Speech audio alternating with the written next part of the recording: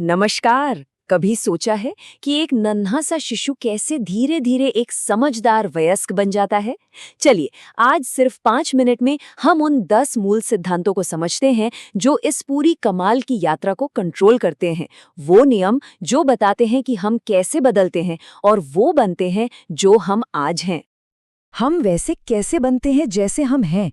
ये सवाल जितना आसान लगता है उतना है नहीं। इसके पीछे एक पूरा विज्ञान है जो बताता है कि हम कैसे सीखते हैं, बड़े होते हैं और दुनिया के साथ अपना रिश्ता बनाते हैं।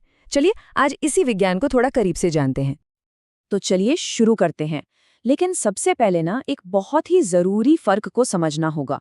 अक्सर हम वृद्धि और विकास शब्दों को एक दूसरे की जगह इस्तेमाल कर लेते हैं, पर असल में ये दोनों अलग हैं। देखिए, वृद्धि यानी वो चीजें जिन्हें हम नाप सकते हैं, मतलब कितना, जैसे किसी की लंबाई या वजन। वहीं विकास का मतलब है क्वालिटी, यानी कितना बेहतर, जैसे सोचने की क्षमता या सोशल स्किल्स। हाँ, ये दोनों साथ साथ चलते हैं, लेकिन ये एक ही चीज नहीं है। तो अब जब हम ये जरूरी फर्क समझ गए हैं, तो चलिए अब उन मेन प्रिंसिपल्स पर आते हैं जो इंसानी विकास की पूरी प्रक्रिया को गाइड करते हैं। कुल मिलाकर 10 ऐसे मेन प्रिंसिपल्स हैं जो मानव विकास को दिशा देते हैं। आइए एक एक करके इन्हें समझते हैं। सबसे पहला प्रिंसिपल है, विकास एक तय क्रम में होता है, लेकिन हर किसी की रफ्तार अलग अलग होती है।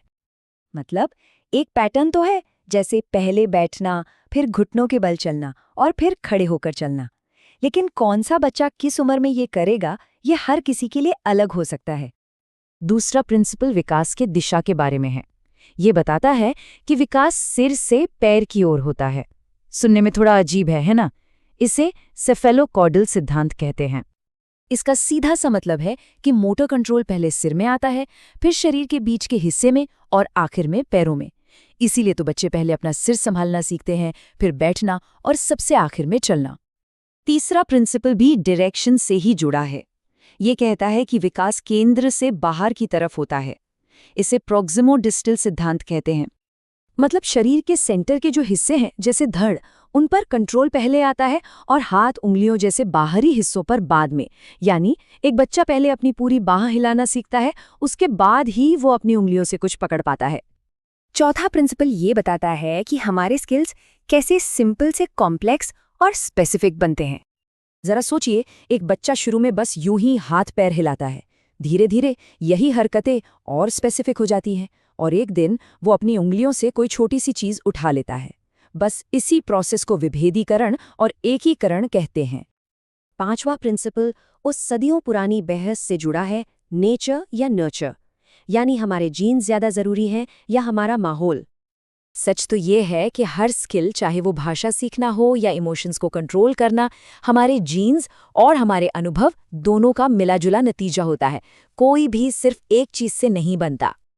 छठा प्रिंसिपल है हमारे दिमाग की एक कमाल की काबिलियत के बारे में, जिसे कहते हैं प्लास्टिसिटी, यानी बदलने की क्षमता।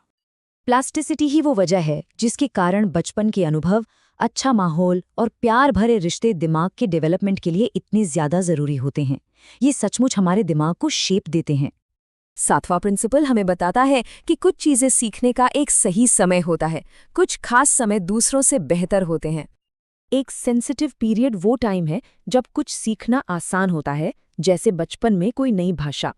और क्रिटिकल पीरियड एक बहुत छोटी सी विंडो होती है जब कोई अनुभव होना जरूरी ही होता है, जैसे आंखों की रोशनी का सही से डेवलप होना। आठवां प्रिंसिपल थोड़ा इंटरेस्टिंग है। ये कहता है कि डेवलपमेंट में हमेशा सिर्फ फायदा नहीं होता, कुछ नुकसान भी हो सकता है। ये हमेशा एक सीधी लाइन में ऊपर नहीं जाता। जैसे जैसे हमारी उम्र बढ़ती है, हमारी वोकैबुलरी तो बढ़ सकती है, लेकिन हो सकता है कि चीज़ों को प्रोसेस करने की स्पीड थोड़ी कम हो जाए। मतलब एक तरफ गेन तो दूसरी तरफ थोड़ा लॉस। 9वां और एक बहुत ही जरूरी प्रिंसिपल, हमारा माहौल, यानी वो कॉन्टेक्स्ट जिसमें हम बड़े होते हैं, बहुत ज्यादा मायने रखता है। कोई भी बच्चा अकेले बड़ा नहीं होता। उसका परिवार, कल्चर, समाज, यहाँ तक कि वो किस दौर में पैदा हुआ है, ये सब उसके विकास पर असर डालता है। यही ब्रॉनफेन-ब्रेनर की मशहूर इकोलॉजिकल थ्योरी का सार है। और आखिर में 10वां प्रिंसिपल, जो इस बात पर जोर देता है कि हर किसी का सफर यूनिक होता है। हर किसी का टेम्परामेंट, जेनेटिक्स, कल्चर और जिंदगी के अनुभव अलग होते हैं और इसी वजह से डेवलपमेंट का कोई एक फिक्स रास्ता नहीं होता। हम सब अलग हैं और हमारे बड़े होने का सफर भी अलग है। तो हमने ये 10 सिद्धांत जान लिए, पर सवाल ये है कि ये सिर्फ थियरी है या हमारी असल जिंदगी में भी इसका कोई मतलब है?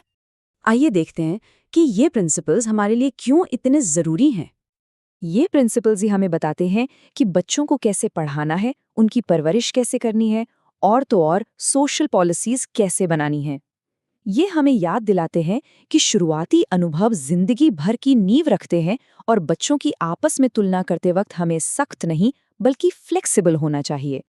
तो कुल मिलाकर इंसानी विकास एक जिंदगी भर चलने वाला सफर है। ये कॉम्प्लेक्स है, डायनामिक है और हमारी बायोलॉजी और हमारे अनुभव दोनों से गहराई से जुड़ा हुआ है।